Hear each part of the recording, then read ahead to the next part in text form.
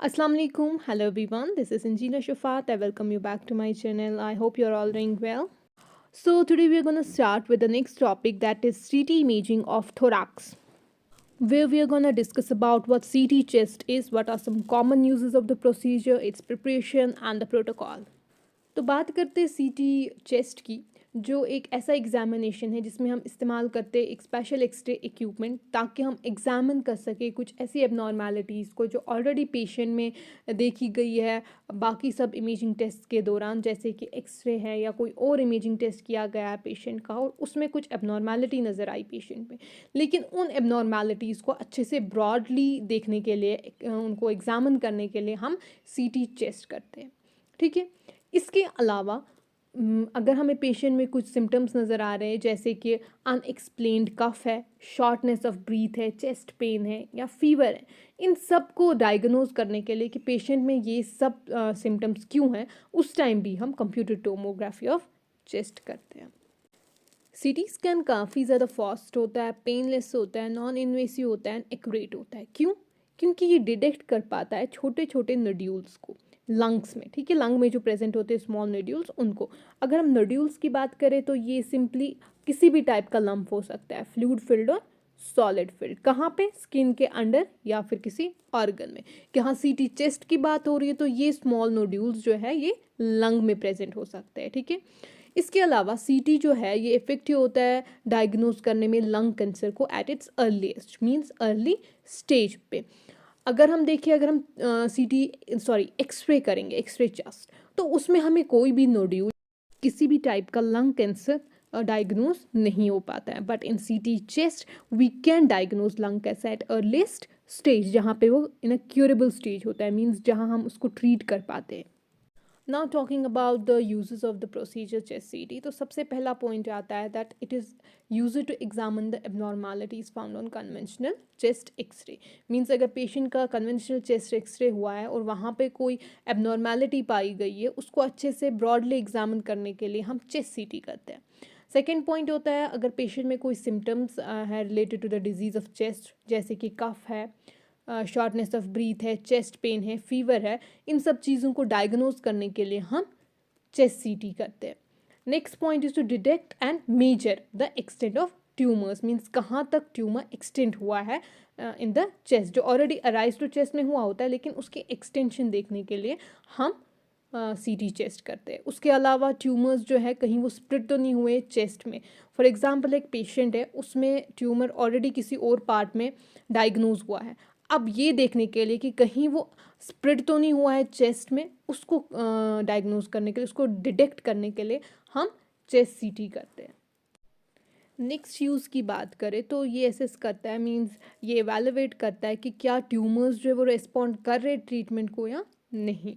Next point help करता है plan करने में radiation therapy. If a patient is having a tumour और any kind of a cancer in the chest, अगर उसको रेडिएशन थेरेपी देने के लिए डॉक्टर प्रिस्क्राइब करता है, तो सबसे पहले क्या वो बोलता है कि सीटी चेस्ट करे, ताकि हम देख पाए कि इस पेशेंट में हम रेडिएशन थेरेपी प्लान कर सकते हैं या नहीं। Next point is to evaluate और we can say to assess the injury to the chest. कितनी कैलकुलेट करता है कितनी इंजरी आई है चेस्ट में, including heart, blood vessels, lungs, ribs and spine. Last is to evaluate abnormalities of the chest, जो कहाँ पाई गई होती है। फीटल अल्ट्रासाउंड करने के वक्त अगर पेशेंट में कोई एबनॉर्मैलिटी चेस्ट में देखी जाती है, तो उसको अच्छे से एग्जामिन करने के लिए हम सीटी चेस्ट करते हैं।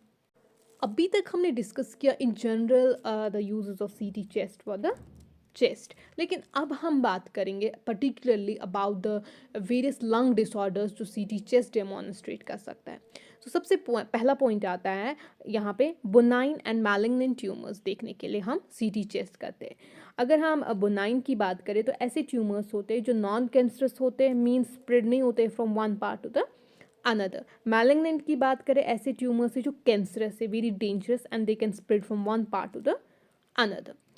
सेकेंड पॉइंट की बात करें तो चेस्ट एक्सरे यूज़ किया जाता है ताकि हम देख सकें नोमोनिया। ठीक है, pneumonia, what is pneumonia? It's infection in the lungs, जो इफेक्ट करता है लंग की एयर सैक्स को। Air sacs are the alveoli. Next point is tuberculosis. Tuberculosis एक बैक्टीरियल इन्फेक्शन होता है जो इफेक्ट करता है लंग्स को। Next is to detect the ब्रोंकेक्टेसिस.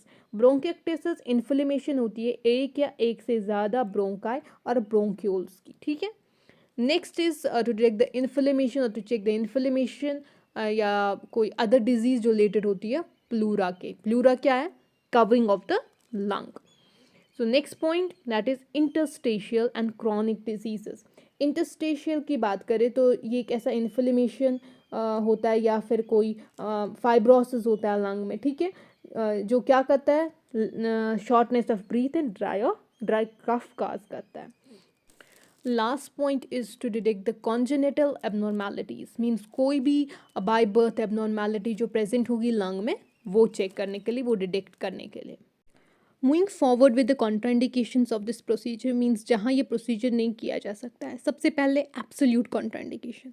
Means in total case कुछ भी हो जाए इस टाइम पे हम ये प्रोसीजर नहीं कर पाते हैं. पहला है जब पेशेंट में हाइपर सेंसिटिविटी होती है to the iodinated contrast media. Means easily react करता है टू द बॉडी. ठीक है.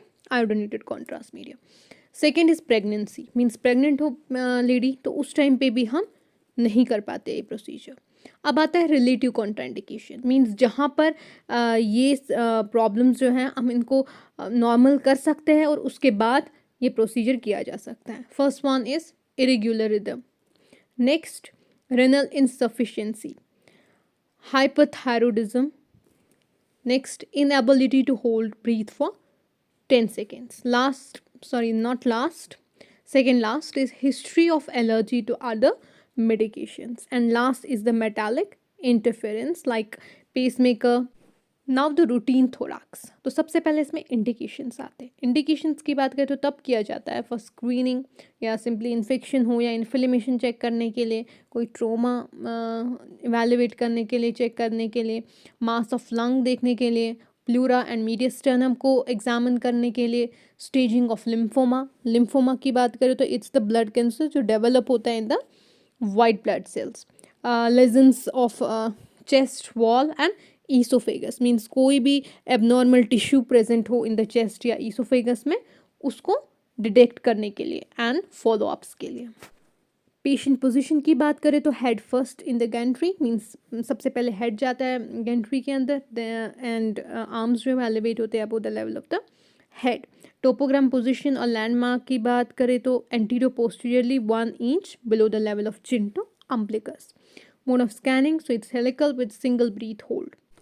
Now the scan orientation that's cordocranial. Means एक ऐसा स्कैन डायरेक्शन जो एक्सटेंड होता है from caudally. Okay. Means from lower part of the body to the head.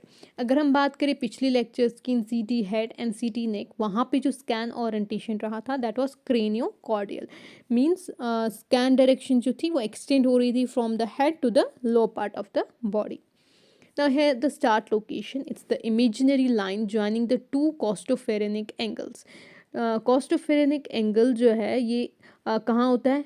वहाँ होता है जहाँ पे डायफ्रम जो है जो मीट करता है रिब्स को. ठीक है. where diaphragm meets the ribs, that's called the costophrenic angles. तो वहाँ पे स्टार्ट लोकेशन होती है स्कैन की and and location is 1 centimetre above the apex of the lung. Gentry tilt यहाँ पे नील रहती है. मीन्स टिल्ट नहीं करना पड़ता है गैंट्री को. Field of view just fitting to the thoracic cavity including the soft tissues of the chest wall. And contrast administration की बात करें तो इंट्रावीनसली या ऑरल एयर पॉजिटिव कॉन्ट्रास्ट भी दे सकते हैं for oesophageal evaluation. Volume of contrast is 60 to 80 ml. Rate of injection of contrast is 2 to 2.5 ml per second. Scan delay 30 to 35 second. Slice thickness की बात करें तो it's 3 to 5 mm. And slice interval 1.5 to 2.5 mm. So this was all about today's topic. Thank you for watching. Take care.